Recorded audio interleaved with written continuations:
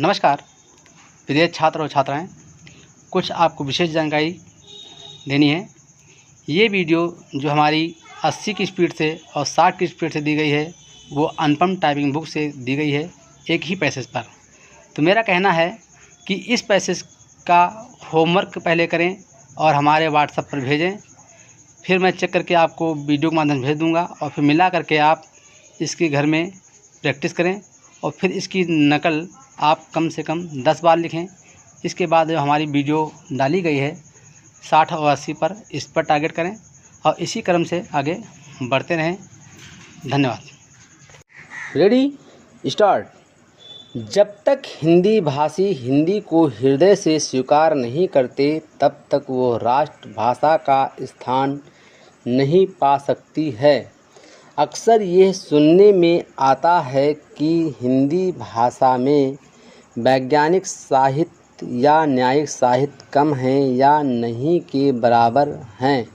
यह बात बिल्कुल निराधार है। मैं इस बात को दावे के साथ कह सकता हूँ कि यदि सरकार हिंदी को पूर्ण रूपेण सभी क्षेत्रों में ईमानदारी से लागू करें तो जो साहित्य हिंदी भाषा में नहीं है, एक तो पर्याप्त साहित्य उपलब्ध है ही, अगर जो साहित्य उपलब्ध नहीं है तो वह 1 साल के अंदर अवश्य उपलब्ध हो जाएगा।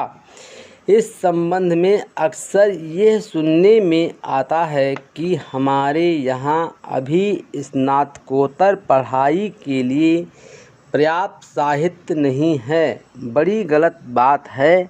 अभी सरकार के द्वारा ही कुछ महीने पहले यहाँ पर एक विशाल प्रदर्शनी का आयोजन किया गया था।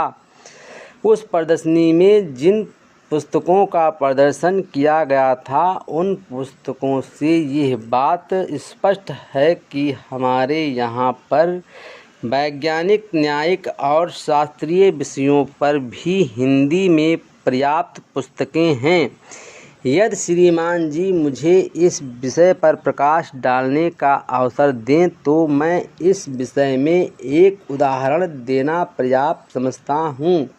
पहले समय में मैट्रिक पढ़ाई का माध्यम अंग्रेजी था और यह दलील दी जाती थी कि हमारे यहाँ पर मैट्रिक की पढ़ाई का पर्याप्त साहित्य नहीं है, लेकिन जब आवश्यकता होती है तब चीज़ें उपलब्ध हो जाती हैं। ज्यों ही मैट्रिक में हमारी राष्ट्रभाषा हिंदी तथा अन्य भारतीय भाषाओं को सरकार ने माध्यम बनाया, त्यों ही सारा साहित्य जो अभी तक नहीं था 6 महीने में तैयार हो गया।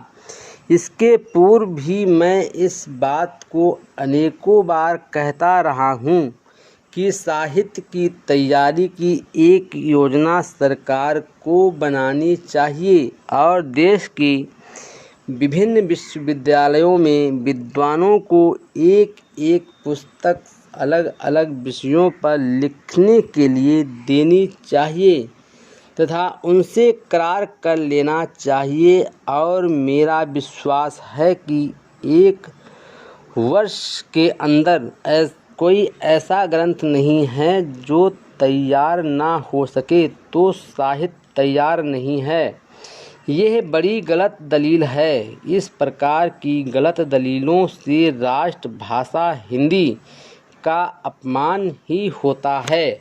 जिस देश में राष्ट्रभाषा के प्रति कुछ ऐसे लोग जो अपने को प्रगतिशील विचारों वाला मानते हैं तथा ये कहकर आलोचना करते हैं कि इस भाषा में विभिन्न क्षेत्रों में प्रयोग की जाने वाली शब्दावली नहीं है, इस प्रकार का दृष्टिकोण रखते हैं, उन्हें देशभक्त या राष्ट्रभाषा का शुभचिंतक नहीं माना जा सकता।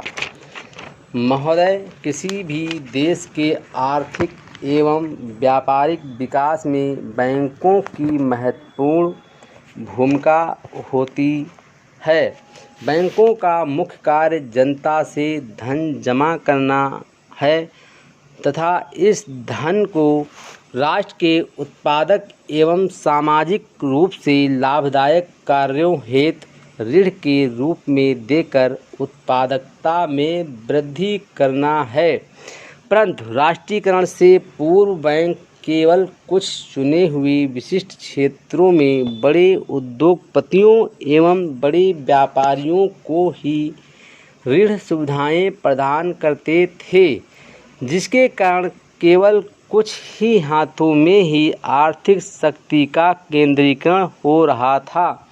वाणिज्यिक बैंक परंपरागत रूप से शहरी क्षेत्रों में ही स्थित होते थे एवं इनका मुख्य ध्येय लाभ अर्जित करना होता था। चूँकि ग्रामीण क्षेत्रों की शाखाओं से शुरू के वर्षों में लाभ नहीं मिल पाता था, अतः निजी क्षेत्र के बैंकों ने ग्रामीण इलाकों में शाखाएं स्थापित करने में कोई विशेष रुचि नहीं दिखाई। हमारे देश का कृषि क्षेत्र, जिस पर हमारी संपूर्ण अर्थव्यवस्था आधारित है एवं देश की 70% जनता अपने जीविकोपार्जन हेतु निर्भर है, उसमें भी मार्च 1968 में कुल अग्रिमों का जो इन बैंकों द्वारा दिया जाता था 22% ऋण दिया गया। इसके विपरीत बड़े उद्योगों का हिस्सा कुल अग्रिम का 60.6% था। इन आंकड़ों से स्पष्ट होता है कि कुल ऋणों का प्रमुख हिस्सा बड़े उद्योगों एवं बड़े व्यापारियों को दिया जाता था, जिससे आर्थिक असंतुलन बढ़ता ही गया। 19 जुलाई 1969 में निजी क्षेत्र के 14 बड़े व्यापारिक बैंकों का राष्ट्रीयकरण कर दिया गया। इस आधार पर ये बैंक सीधे सरकार के नियंत्रण में आ गए तथा शासन द्वारा निर्धारित नीति के अनुरूप कार्य होने लगा।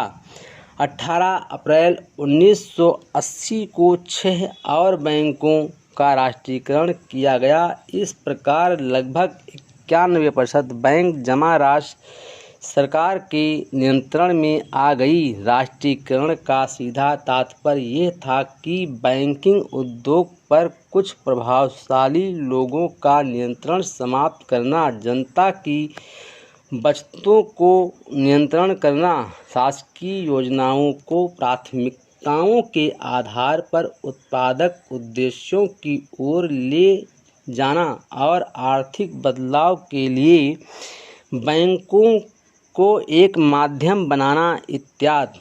इन उद्देश्यों की प्राप्ति के लिए राष्ट्रीयकरण के फलस्वरूप बैंकों के दृष्टिकोण एवं कार्य पद्धति में व्यापक परिवर्तन हुआ है। इन परिवर्तनों के कारण वर्ग बैंकिंग का स्थान सामुदायिक बैंकिंग ने लिया, जिससे समाज के कमज़ोर से कमज़ोर व्यक्ति को आसानी से ऋण एवं अन्य बैंकिंग सुविधाएं सुलभ हो रही है।